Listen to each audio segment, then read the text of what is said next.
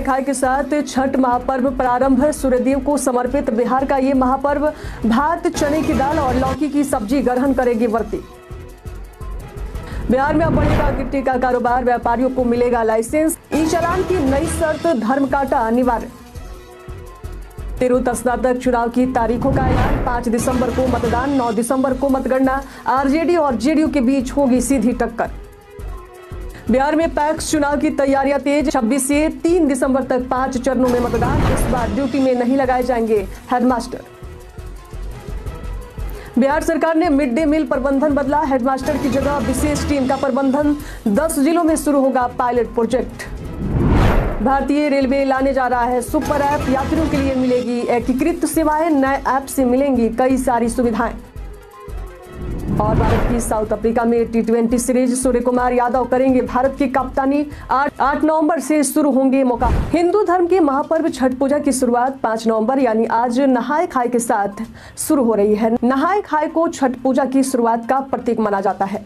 आज छठ व्रती स्नान कर शुद्ध सात्विक भोजन ग्रहण कर अपना व्रत शुरू करेंगे। इस दिन व्रत करने वाले व्रती किसी पवित्र नदी या तालाब में स्नान करेंगे और प्रसाद के रूप में भात, चने की दाल और लौकी की सब्जी भोजन के तौर पर ग्रहण करेंगे। उपवास करने वाले व्रती के भोजन करने के बाद ही परिवार के बाकी सदस्य इस प्रसाद का सेवन करेंगे। इस 4 दिवसीय त्योहार में 36 घंटे का कठोर उपवास रखा जाएगा। बता दें ये पर्व वैदिक युग से चला आ रहा है। आईटीबीपी ने सब इंस्पेक्टर, हेड कांस्टेबल और कांस्टेबल पदों के लिए भर्ती निकाली है। कुल 20 पद भरे जाएंगे। आवेदन प्रक्रिया 15 नवंबर 2024 से शुरू होगी और अंतिम तिथि 26 नवंबर 2024 है। बता दें इस भर्ती में असिस्टेंट सब इंस्पेक्टर के लिए 12, हेड कांस्टेबल के लिए 1 और कांस्टेबल के लिए 7 पद शामिल हैं। इन सभी पदों के लिए शैक्षिक योग्यता अलग अलग तय की गई है, जिसकी जानकारी ऑफिशियल वेबसाइट पर जाकर प्राप्त कर सकते हैं।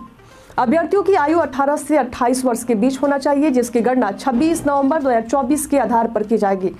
इच्छुक उम्मीदवार आधिकारिक वेबसाइट हमारे स्क्रीन पर दिखाए गए इस वेबसाइट पर जाकर 15 नवंबर 2024 से आवेदन कर सकते हैं। बिहारी पर्यटन में आज बात होगी सिवान जिले के कचनार गांव में स्थित सूर्य मंदिर की। छठ महापर्व पर सिवान जिले के कचनार गांव का सूर्य मंदिर श्रद्धालु के लिए आकर्षण का केंद्र बना हुआ है। यहाँ स्थापित भगवान सूर्य की 3 फुट की प्रतिमा और छठ माता के सिरसोता विशेष रूप से मनोकामना पूर्ति के लिए प्रसिद्ध है। 2010 में बने इस मंदिर में भक्त दूर दूर से आकर अर्घ्य देते हैं। गाँव में बनाए गए 462 सिरसोता सामंजस्य और एकता का प्रतीक है, जो ये दर्शाते हैं कि यहाँ अमीर गरीब का कोई भेद नहीं। कचनार के छठ घाट पर श्रद्धालु उगते और डूबते सूर्य को अर्घ्य देकर अपने मन की कामनाएं पूरी करने की प्रार्थना करते हैं। मुख्यमंत्री नीतीश कुमार के नेतृत्व में मेडल लाओ नौकरी पाओ की तर्ज पर बिहार उत्कृष्ट खिलाड़ियों की सीधी नियुक्ति नियमावली 2023 बनाई गई है। इसके तहत राष्ट्रीय और अंतर्राष्ट्रीय खेल प्रतियोगिताओं में मेडल जीतने वाले खिलाड़ियों को सीधे नौकरी का अवसर मिलेगा। वहीं अच्छा प्रदर्शन करने पर उन्हें एसडीओ और डीएसपी जैसी पदों पर नियुक्त किया जाएगा। बता दें हाल ही में 71 खिलाड़ियों को नौकरी दी गई है, जिसमें 2 को महत्वपूर्ण पदाधिकारी के रूप में नियुक्त किया गया है। इसके अलावा 69 खिलाड़ियों को पुलिस अवर निरीक्षक और अन्य विभागों में नौकरी मिली है। और बिहार में प्रखंड स्तर पर लगभग 250 स्टेडियमों का निर्माण पूरा हो चुका है। राज्य सरकार अब गिट्टी कारोबारियों को लाइसेंस जारी करेगा, जिससे नए व्यापारी इस क्षेत्र में शामिल हो सकेंगे। हाल ही में हुई उच्च स्तरीय बैठक में व्यापारियों ने नए लाइसेंसों की मांग की थी। सरकार ने इस मांग को ध्यान में रखते हुए नए के लाइसेंस जारी करने का निर्णय लिया है। नए व्यापारियों के अलावा पहले से मौजूद व्यापारी जो अपने कारोबार का विस्तार करना चाहते हैं, उन्हें भी अतिरिक्त लाइसेंस दिए जाएंगे। नए लाइसेंस प्राप्त करने के लिए अनिवार्य शर्त के रूप में कारोबारियों को धर्म कांटा लगाना होगा और ई चालान केवल धर्म कांटा की पर्ची दिखाने पर ही जारी किया जाएगा। इधर भारत निर्वाचन आयोग ने बिहार विधान परिषद के तिरहुत निर्वाचन क्षेत्र के उपचुनाव कार्यक्रम की घोषणा कर दी है। वोटिंग 5 दिसंबर और मतगणना 9 दिसंबर को होगी। वही चुनाव परिणाम 9 दिसंबर को ही जारी होगा। आयोग के अनुसार 11 नवंबर को अधिसूचना जारी होगी, साथ ही नामांकन शुरू होगा। 18 नवंबर तक नामांकन पत्र दाखिल होगा। 19 नवंबर को नामांकन पत्रों की जाँच की जाएगी। 21 नवंबर नामांकन वापसी की अंतिम तारीख निर्धारित की गई है। बता दें ये सीट देवेश चंद्र ठाकुर के सांसद निर्वाचित होने और एमएलसी के पद से इस्तीफा देने के कारण खाली हुई है। इस सीट के लिए कार्यकाल 14 जून 2026 तक निर्धारित है। 11 से 20 नवंबर तक राजगीर में होने वाले टूर्नामेंट के लिए टीमों के पहुंचने का सिलसिला शुरू हो गया है। 32 सदस्यीय टीम का एयरपोर्ट पर डीएम और एसएसपी ने जोरदार तरीके से स्वागत किया। चैंपियनशिप का आगाज एक भव्य दीप उत्सव के साथ किया जाएगा। नगर परिषद के कार्यपालक पदाधिकारी और प्रशिक्षक IAS तुषार कुमार ने बताया कि 10 नवंबर को दीपोत्सव के साथ एशियन हॉकी चैंपियनशिप ट्रॉफी का आगमन होगा। उन्होंने इसे राजगीर के लिए एक ऐतिहासिक क्षण करार दिया और कहा कि इस कार्यक्रम को यादगार बनाने के लिए नगर परिषद ने प्रतियोगिता का आयोजन किया है। प्रतियोगिता में प्रथम पुरस्कार विजेता को 15,000 रुपए, द्वितीय को 10,000 और तृतीय स्थान प्राप्त करने वाले को 5,000 रुपए का नगद पुरस्कार दिया जाएगा।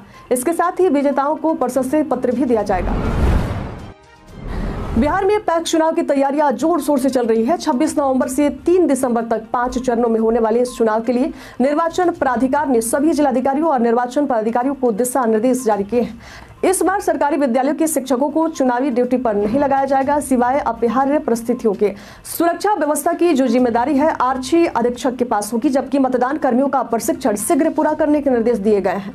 खासतौर पर महिलाओं के लिए स्वतंत्र आवास और स्नान की व्यवस्था सुनिश्चित की जाएगी और गर्भवती महिलाओं तथा दिव्यांगजनों को चुनावी काम में नहीं लगाया जाएगा। पटना के बामेटी में राष्ट्रीय मशीनीकृत स्वच्छता कार्यक्रम के तहत बिहार स्वच्छता सॉन्ग का विमोचन किया गया। इस अवसर पर 408 स्वच्छता कर्मियों को PPE किट वितरित किए गए।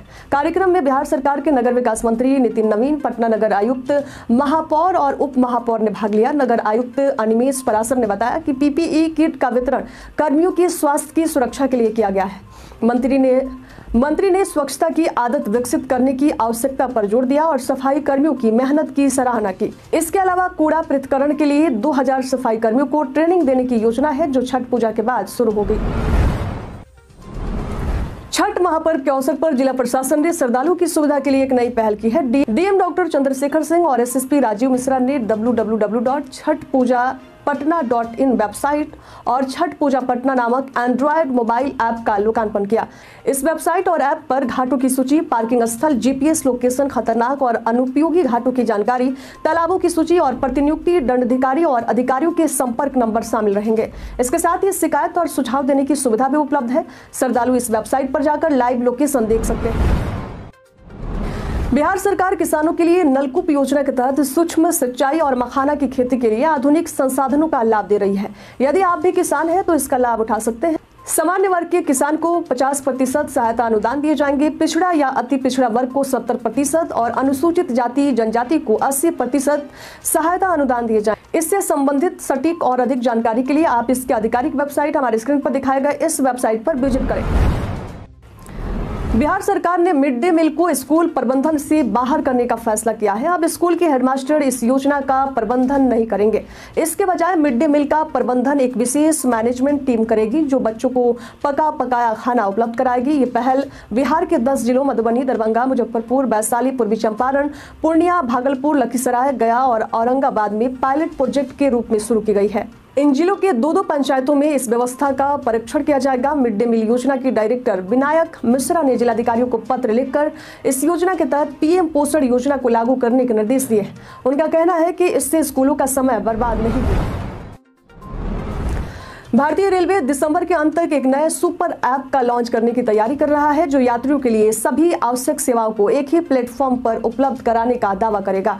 इस ऐप के माध्यम से यात्री न केवल ट्रेन टिकट बुक कर पाएंगे, बल्कि प्लेटफॉर्म टिकट लेने और ट्रेन की स्थिति जानने जैसी सुविधाओं का भी लाभ उठा पाएंगे। इस नए सुपर ऐप से इन सभी सेवाओं को एकीकृत किया जाएगा, जिससे स्मार्टफोन में कम जगह घेरेगा और यात्रियों को बेहतर अनुभव प्रदान करेगा।